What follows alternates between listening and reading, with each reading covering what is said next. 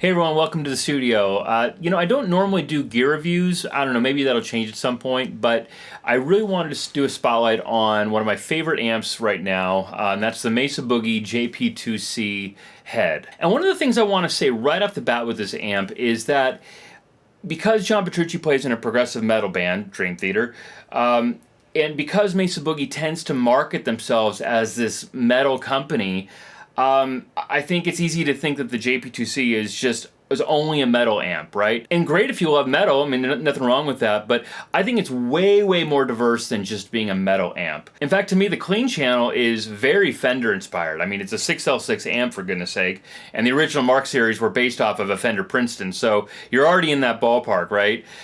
So the clean channel to me is just a great Fender-y type of sound. And honestly, kind of gets rid of some of the warts that come with certain Fender amps. So arguably better in many cases. And then for the second channel, I like to set that for just a great Thin Lizzy, Aerosmith kind of rock and roll tone. And then let that third channel be the screaming lead tone. But in all cases, I've got more of a, I would say, a rock setting dialed in than a metal setting. I use this thing for country, for blues, for classic rock, for modern rock, for progressive rock, progressive metal. I mean, truly to me, it can span a wide range of genres and do it very well. Now, the basic idea of this amp is that you have three Mark IIc Plus amps at your fingertips. You've got a clean channel, you've got an overdrive 2C Plus for the second channel, and then you've got an identical channel for the third channel, which you can set in a different way. Usually people will put more gain on it, let's say. And in this case, very uniquely, you actually have two separate 5-band EQs. So let's say channel 1 is your first 5-band EQ, and then channel 2 and 3 share the second 5-band, or any other combination you can think of. So let's dive in a little bit more to the channels. So with a clean channel, John Petrucci's approach to clean typically is a very pristine clean. And I know that a lot of players like to kind of have that little bit of breakup going on. I mean, the very, 60s 50s and 60s vintage-oriented players like that. And there's nothing wrong with that, but I think for a lot of what John does, it makes a lot of sense to have a pristine clean. And I relate to that. A lot of my own songs, when I go to a clean sound, I want to be very clean.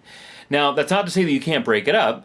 There is a gain knob on there, and you can turn it up and get a great, slightly overdriven effect.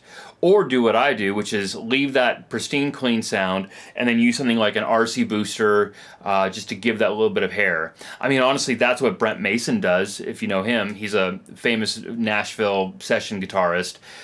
He's very often runs through a Fender Bassman, sets that to be clean, and uses the RC booster just to get that little, edge of breakup type of tone. And I think you've got a little more control over the amp at that point by doing it that way. And of course, you can use something like a TS-808 in front of it to get that great Stevie Ray Vaughan tone, with like a Stratocaster on the neck position. You could flip to the bridge position and get a great like Crosby, Stills, Nash & Young kind of thing. Ultimately, that clean channel is just very, very usable, very Fender inspired, and just really great all around. Now with the middle channel, one of the things, if you look at John Petrucci's settings, he tends to dip the mids quite a bit. And he does a trick where he brings the bass knob down and then uses the 5-band EQ's bass to boost up at 80 hertz. And ultimately, that paired with some other settings ultimately kind of creates that classic V type of sound where you're dipping the mid a little bit, boosting that low, and then also boosting the 6600 frequency on the top end. You can play with the other two knobs a little bit, but I end up just setting them flat. I think other guys who do that similar curve end up pretty close to that too. But one thing that I do a little bit differently than John is I don't dip the mids quite as much in the EQ, and I actually bring the mid range from about 9 o'clock-ish, I forget what he sets it, but somewhere around there, to more like 10 or 11 o'clock. For me, that just brings a little bit more of that classic rock kind of character without being too mid-rangey, or kind of getting cluttered in the mid-range. And similarly, what I do is I don't quite dip the bass knob down as far. I definitely agree that if you bring it up to like, say, noon or close to that, you're going to get some more flubby low end, and you definitely don't want that. I don't think in most genres anyway. But again, I kind of bring that bass knob up just a little bit for that classic rock kind of nature. Now, when it comes to like the treble and the presence knob, In my opinion, that's more comes down to your guitar and your taste. For example, you might have a dark guitar where you've got to actually turn the treble knob up just to kind of balance it out. But I think that's just a little more of set to taste. Now, as far as the third channel, what a lot of guys do, and certainly what I do, is basically set the EQ pretty much the same as the second channel, but just turn the gain up.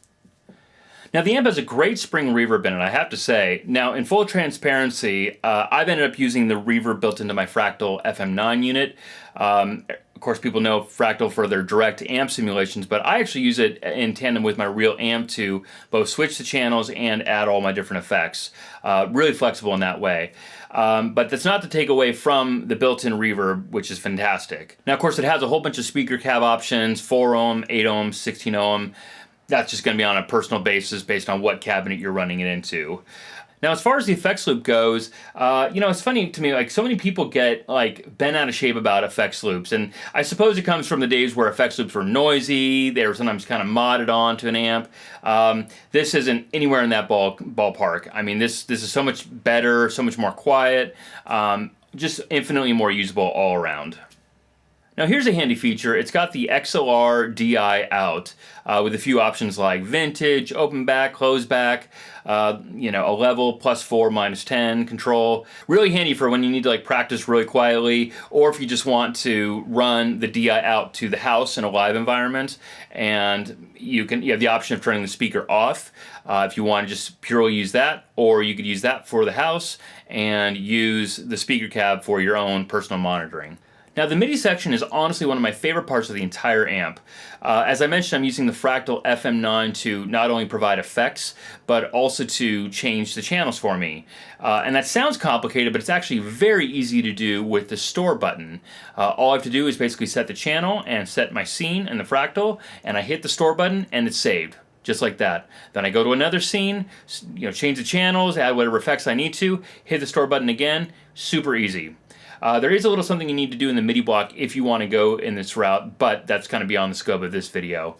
But all suffice to say, it's very easy to set up that type of controllability. And the last cool thing about this amp is the wattage selector. Now, they even say in the manual that you're not going to hear a huge volume difference between 100 and 60 watts, but you will more feel it. And I definitely agree with that. I've been living with 100 watts just because it's got some really great energy to it, but if you ever get a chance to check this amp out, definitely try that part out too. So I know that I probably sound like a Sweetwater salesman with all this, but honestly, this amp is just so cool. I was looking for basically all the features of this amp. I'm really excited to live with it, for a while longer and really put it through its paces. I definitely encourage you guys to check it out at whatever local store you can. I mean, I found this at Guitar Center. I bought it from Guitar Center. So, it is possible to find at a store like that.